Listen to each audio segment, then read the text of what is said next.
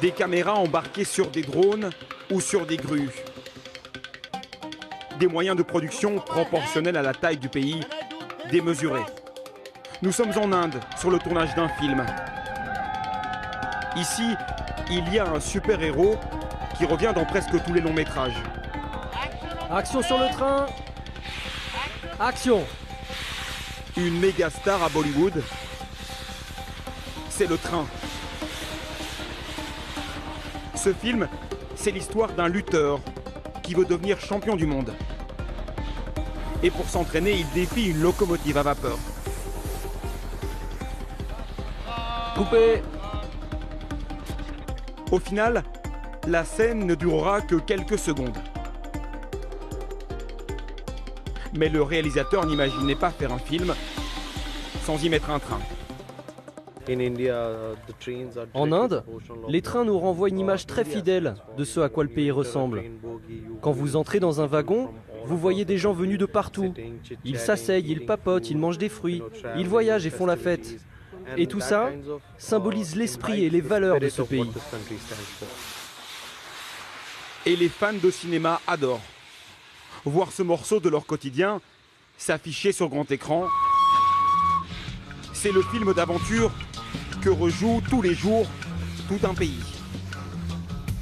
Le train, c'est le pouls de la vie indienne. Du nord au sud, ses échanges, son économie, tout passe par là, à une échelle complètement folle. Son tourisme aussi. J'hallucine. Ah, je m'attendais vraiment pas à ça. Au fil des ans, les trains sont devenus une formidable attraction touristique. Plus qu'un mode de transport pour visiter les merveilles du sous-continent. On roule, c'est vraiment ça, on se sent libre. Des trains de luxe jusqu'aux banquettes en bois. Jonathan l'aventurier, Johanna, Alice et Sandrine, Viviane et Pierre, tous ont poinçonné leurs billets en voiture au cœur de la fourmilière indienne.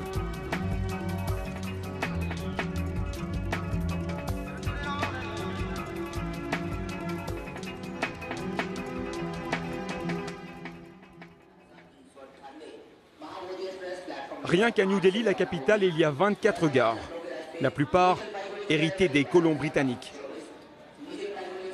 Pour y arriver, il faut prendre les fameux rickshaws, les triporteurs emblèmes du pays.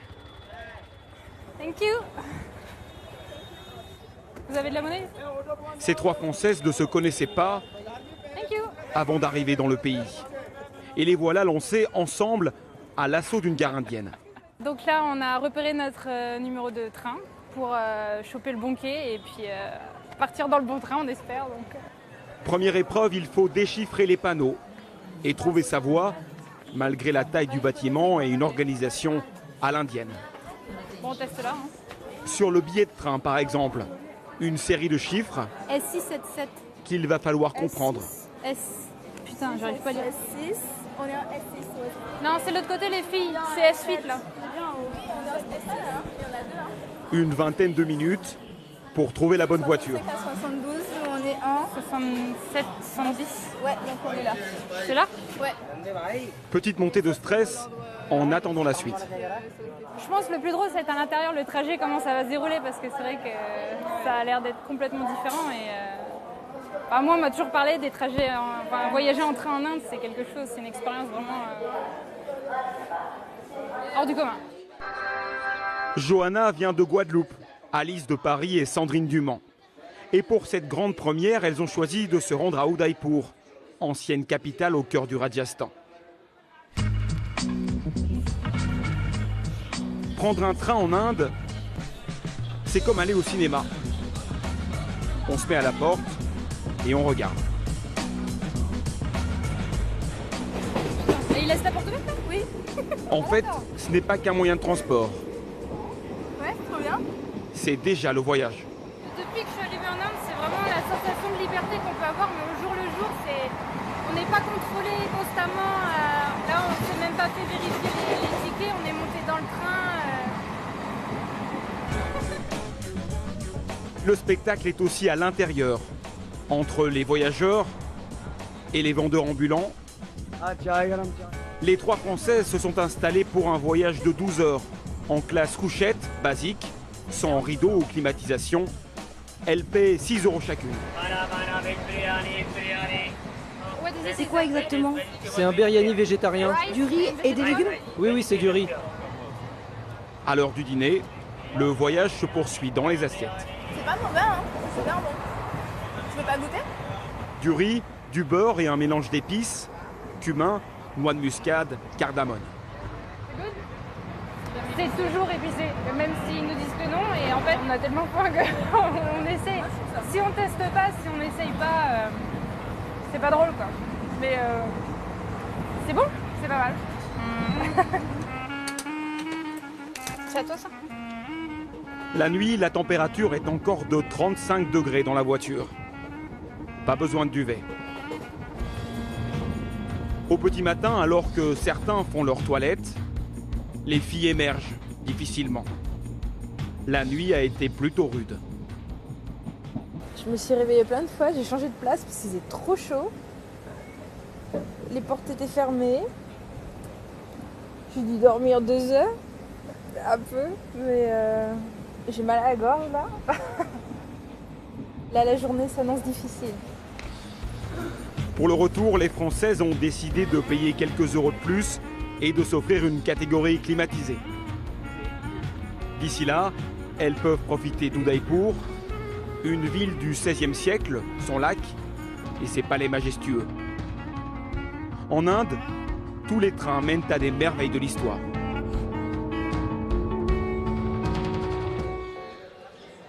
Celle-ci est de loin la plus connue d'entre toutes.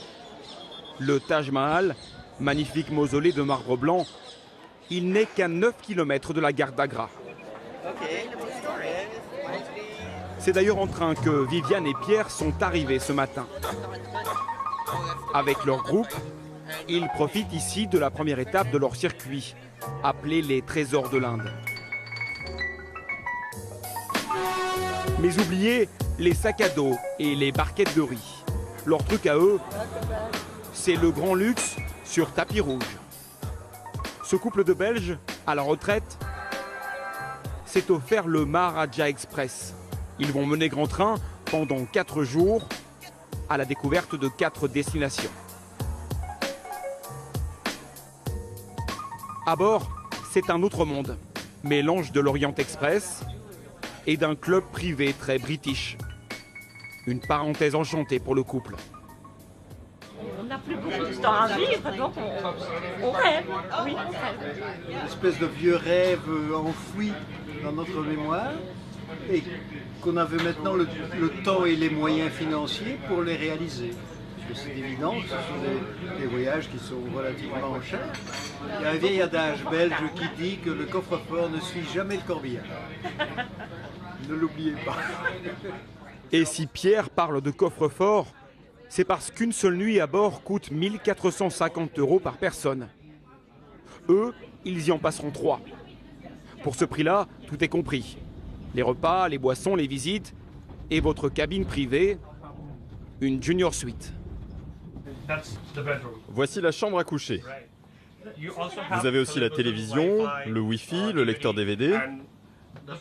Et la meilleure partie, c'est la salle de bain. La taille est plus grande que celle des autres chambres. Vous avez une cabine de douche et une baignoire. Le directeur de bord fait la visite, manifestement fier de son train. C'est une des façons les plus luxueuses de voyager en Inde. Nous avons énormément de commentaires positifs de nos passagers précédents et c'était un vrai plaisir de les servir. S'il n'y avait pas un peu de roulis, les voyageurs oublieraient presque qu'ils sont dans un train. Cette disposition des lieux, d'abord le coin salon, et puis la chambre, et puis une magnifique salle de bain, c'est mieux qu'à la maison, quoi. 23 voitures et une locomotive. 2 bars, 2 restaurants, une boutique. C'est un palace sur rail, parfois complètement exubérant.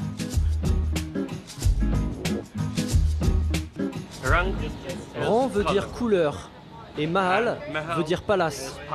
Ici, vous êtes dans le palais des couleurs. L'ensemble du plafond est peint à la main.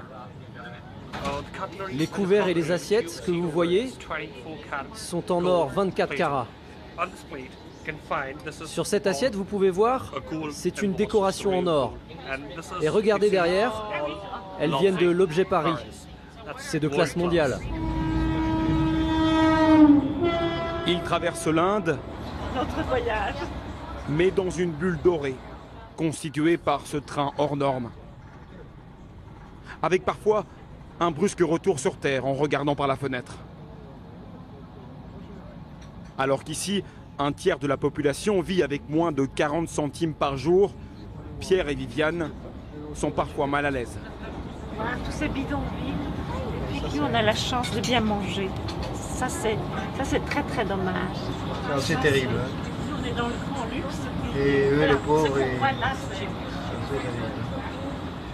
Comment vont-ils s'organiser pour finalement surmonter les difficultés économiques que tout le monde connaît à travers le monde et finalement élever le niveau social de leur population?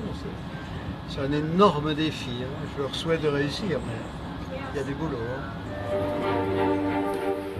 Malgré une croissance économique enviable, l'Inde reste le pays de toutes les inégalités. Et comme partout dans le monde, c'est souvent aux abords des gares, des lignes ferroviaires que viennent s'installer les plus démunis.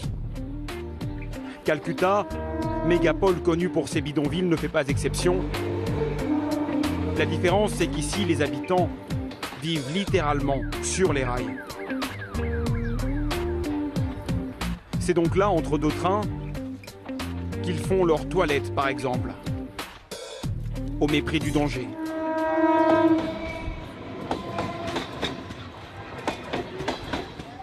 Dakoria est né ici, il y a 45 ans. Ses enfants sont nés ici, eux aussi. Ils n'ont jamais rien connu d'autre. Il y a 1,60 m entre nos maisons et les rails. 1,60 m jusqu'à la barrière. Nous vivons à côté là, juste à côté. Et nous passons par là constamment. C'est notre vie. Il faut passer par là pour avoir de l'eau, pour manger, pour travailler, pour trouver du bois. Le terrain appartient à la compagnie des chemins de fer. Mais 4000 personnes habitent là en toute illégalité. Un train passe toutes les 5 ou 10 minutes en moyenne. Dakoria habite juste là avec toute sa famille. 2 petites pièces de 13 mètres carrés. Son fils fait la visite. Ça, c'est la chambre de ma grand-mère.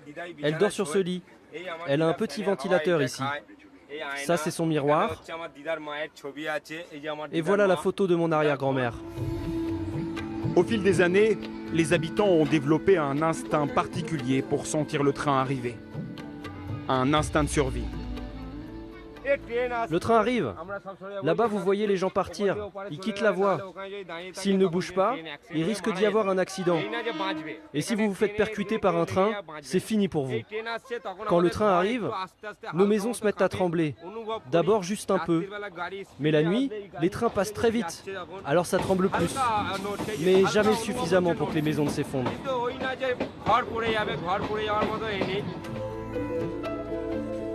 La vie s'est installée là, sans faire de bruit. Probablement un des endroits les plus inhospitaliers. Sur des cailloux et des rails métalliques, le seul endroit où il restait un peu de place. Et un train après l'autre, tous ces gens ont réussi à cohabiter malgré tout.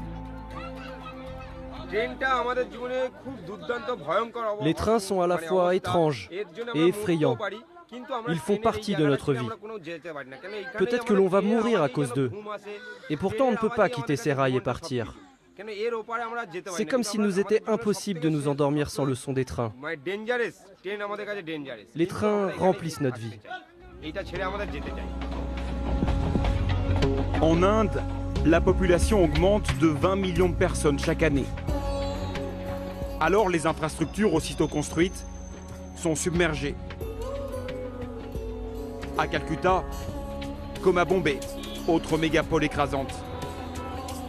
Ici, c'est le réseau de trains de banlieue qui bat tous les records, avec 7,5 millions de passagers tous les jours.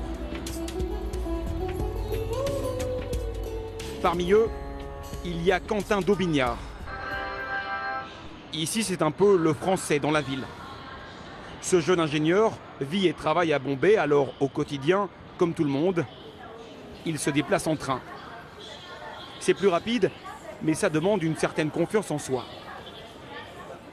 Faut pas s'arrêter, puis il faut aussi bien se mettre à gauche, parce qu'en tant que Français, j'ai l'habitude de me mettre de l'autre côté, et c'est vrai que c'est facile d'être dans le mauvais sens.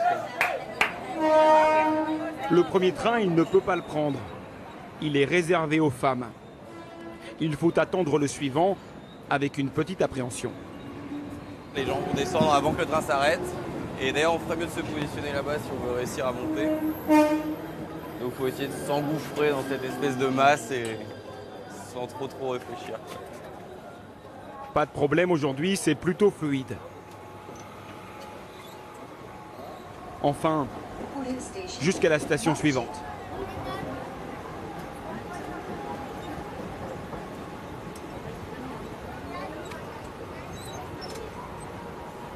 Là, on la sent, la surpopulation indienne. Ouais, mais disons qu'on se sent proche d'eux, quoi. J'ai eu un peu de mal au début, mais maintenant, je fais comme les autres.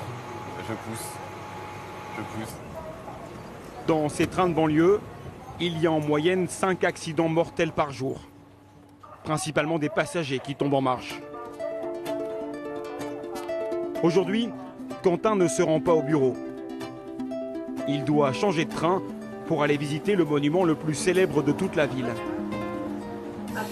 Et ce monument, c'est une gare. Voici Victoria Terminus, construite il y a 130 ans par un architecte britannique. Elle est classée au patrimoine mondial de l'humanité. Bonjour, je cherche le musée de la gare, s'il vous plaît. Des visites guidées sont organisées tous les jours. Mais pour les trouver, il faut un peu de courage. Le musée de la gare, s'il vous plaît. Le musée est tellement mal indiqué que Quentin est seul, ou presque, pour la visite du bâtiment.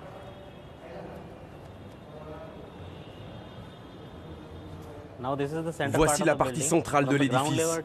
Depuis le sol jusqu'au sommet de la coupole, là-haut, il y a 50 mètres. Lors de sa construction, les colons britanniques ont fait appel à des artisans indiens, particulièrement pour les sculptures. Au milieu d'une architecture gothique, italienne, cela donne un style nouveau, unique. Une gare dans un palais. Au temps des Anglais, c'était le bureau des réservations. Et c'est toujours ici aujourd'hui que les gens viennent acheter leurs tickets. Elle est très vite devenue le symbole de la ville. C'est l'image de Bombay. Quand vous parlez de Bombay, c'est son reflet. Ce bâtiment est le reflet de la ville, partout. Si vous regardez un film, si à un moment ils parlent de Bombay, eh bien ils montreront une image de ce bâtiment. Le train au cœur de la culture et de l'histoire de tout un pays. Mais aussi de son économie. La légende dit que le chemin de fer indien est le premier employeur au niveau mondial. C'est en tout cas vrai à l'échelle du pays. Avec 1 300 000 travailleurs, le rail, c'est un État dans l'État. Tous les matins, des armées partent à l'assaut des trains. Le train arrive dans 5 ou 10 minutes. Prenez tous vos positions. Avec le Karcher, vous allez en bas et les balais, vous commencez en haut. Vous êtes prêts? C'est parti. Et il faut bien ça pour nettoyer les restes que les passagers sont habitués à jeter par terre. Mais dans les gares, il y a aussi les conducteurs, les restaurateurs, les contrôleurs, ainsi que quelques métiers uniques au monde, à cause des animaux qui font régulièrement irruption.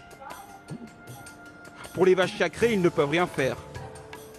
Mais il n'y a pas qu'elles.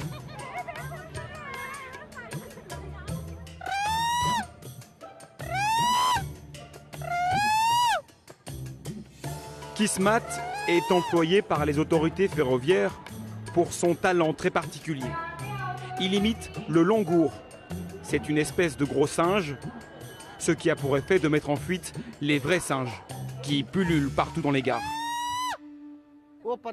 Ils créent énormément de problèmes. Ils mordent même les passagers. Si quelqu'un transporte de la nourriture, ils l'arrachent et prennent la fuite. J'ai même vu des personnes se faire voler leurs médicaments.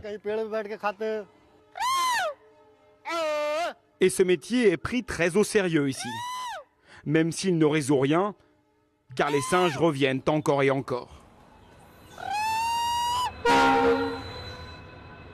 Ce matin-là, le luxueux Maharaja Express s'est arrêté dans une petite gare du Rajasthan. Et une surprise attend les passagers 5 étoiles. Chacun a reçu des habits blancs pour célébrer la fête des couleurs, Holi. C'est le jour où peu importe, vous jetez des couleurs sur qui vous voulez et ensuite vous êtes amis pour la vie.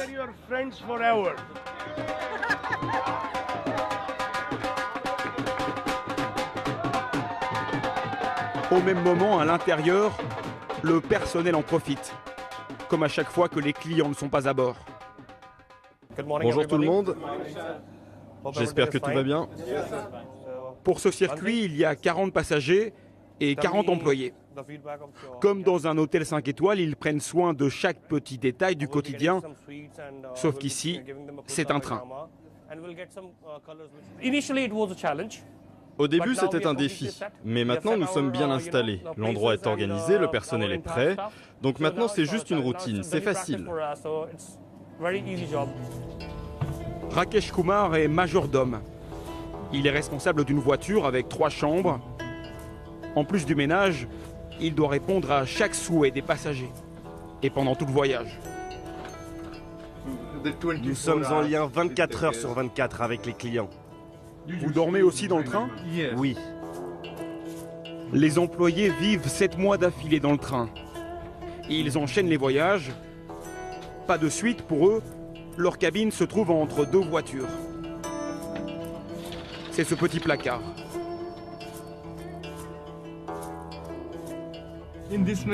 Deux personnes vivent ici. Une dort en haut et l'autre en bas. 2 hommes, 2 majordomes. Et ça va la taille? Oui, la taille est bonne. C'est plus petit que les chambres. Oui, c'est nettement plus petit. Mais nous sommes satisfaits. Rakesh gagne 450 € par mois, sans les pourboires. Un bon salaire en Inde. C'est votre junior suite? Oui, c'est notre suite. Mais il lui faudrait 3 fois cette somme pour se payer une seule nuit à bord. Et nous avons une fenêtre pour regarder la campagne. Rakesh a appris à ne pas se plaindre. Depuis toujours, il est habitué à voir le luxe côtoyer les plus modestes. Car si dans les trains français, il y a la première et la deuxième classe, ici, il y a 6 catégories différentes. La première classe climatisée coûte plusieurs dizaines d'euros. À l'autre bout, la General Class, quelques centimes. Mais ici, les voyageurs s'entassent pendant des heures. Jonathan Fonvieille a lui décidé de voyager comme ça. Il traverse l'Asie, sac au dos, Laos, Thaïlande, Birmanie, et maintenant il a trouvé sa place dans la file indienne. La première fois, j'attendais un peu comme un couillon, et tout le monde me doublait et je disais rien. Et ouais, faut s'imposer un peu parce que sinon c'est pas possible. Ça marche pas comme chez nous. Faut jouer un peu des coudes, gentiment. Il veut voyager avec les Indiens, partager leur quotidien. Et pour ça, il a quitté son Tarn et Garonne natal, tout seul. Au programme aujourd'hui, 3 heures de voyage entre Agra et Gwalior, au centre du pays. À bord, les places ne sont pas réservées, les passagers occupent chaque centimètre carré, les banquettes, les couloirs et surtout les porte-bagages. L'espace est optimisé. Ouais, on y arrive finalement. Il n'y a pas beaucoup de place. Non, c'est un peu serré, mais bon, c'est convivial. Alors... Le Français va rapidement se faire des amis. Et même être invité à s'asseoir côté fenêtre. Voilà, c'est cool, j'ai une petite place. Le mec qui était là est monté sur les genoux de son voisin. Et voilà, ça se fait rapidement en fait. Il suffit de se faire inviter. Selfie, selfie. Selfie, selfie. Yeah, selfie. Yeah, no, thanks to you. Wow, we arrive. Et c'est exactement ce qu'il cherchait. La magie du train fonctionne. Reste la dernière épreuve, sortir. On y arrive. Jonathan Fonvieille est responsable d'un rayon jeux vidéo dans un grand magasin de motoban. Son truc à lui, c'est d'économiser suffisamment et partir à l'aventure. Aujourd'hui, il touche du doigt l'un des objectifs de son voyage. Bon, vu la taille assez étroite des rails, je dirais que c'est ici. 60 cm entre les rails. L'une des dernières voies étroites au monde, toujours en activité. Cette ligne est un morceau d'histoire à elle toute seule. Elle a été créée il y a plus de 120 ans. C'est parti, on va tester ça. La locomotive à vapeur d'origine a été remplacée par une motrice diesel. Mais les trains continuent à partir 3 fois par jour, exactement comme le voulait le Maharaja de Gwalior. Il y a un siècle, les rails arrivaient jusque devant son palais pour lui permettre d'embarquer plus facilement. Madhav Rao, sur ce tableau, était passionné de chemin de fer. Il en a fait construire à travers son État pour permettre à tout le monde de se déplacer plus vite partout et à lui de s'enrichir énormément. Au point de s'acheter des jouets plutôt excentriques. Au milieu de la salle de réception du palais, un train électrique en argent massif court au milieu des chandeliers en cristal.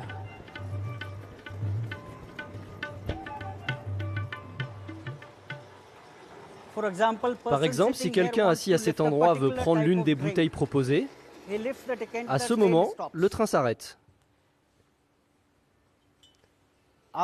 Après avoir rempli son verre, cette personne repose la bouteille sur le train et il repart. C'est probablement unique au monde. Le palais est aujourd'hui un musée et son directeur prend bien soin de la mémoire du Maharaja.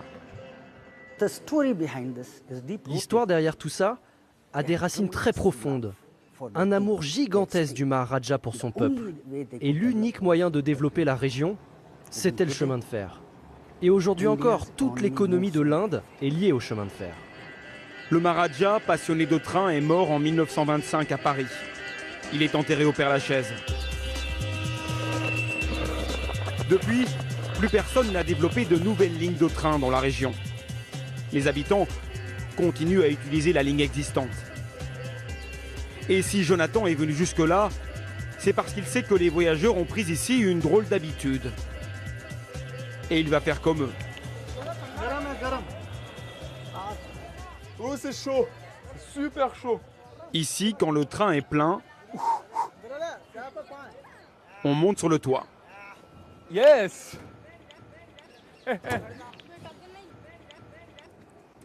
C'est super chaud, je pense qu'on peut faire cuire un œuf. Mais c'est bon, on y est.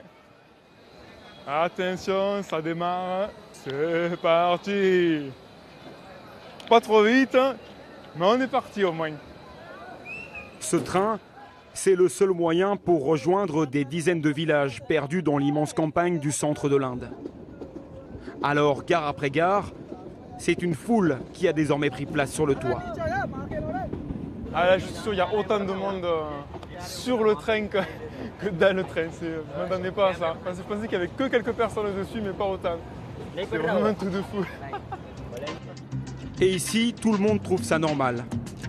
La vie s'est organisée de cette façon, il n'y a pas le choix. Tout un système s'est mis en place, la débrouille et même des ravitaillements.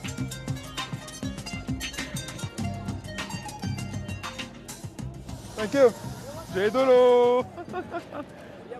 C'est parti de la petite aventure, c'est ça qui est marrant. Les petits inattendus, c'est ça qui font les voyages, les aventures. Et Jonathan n'est pas au bout de ses surprises. À mi-parcours, un obstacle et une petite montée d'adrénaline. Nos amis indiens m'ont fait comprendre qu'il fallait se baisser pour éviter de se manger le pont. Donc c'est parti. Hop, on se baisse et hop là. Et on évite gentiment le pont. Ah, il faut se baisser, ouais. Hey, ça passe pas loin, hein. Et hop là, on remonte. Jonathan est chez lui au milieu des Indiens. Et il n'aurait pas imaginé son voyage différemment. Le train, c'est indissociable du voyage en Inde. On ne peut pas concevoir le fait de voyager en Inde sans passer par l'étape train. Voilà, si on est en Inde, le train fait partie du voyage. C'est complètement indissociable. Peu importe la classe, la durée ou le trajet. Des dizaines de milliers de voyageurs étrangers se mélangent chaque année aux locaux à bord des trains indiens. Si bien que le chemin de fer y est devenu une attraction touristique à part entière. Peut-être même la plus incontournable.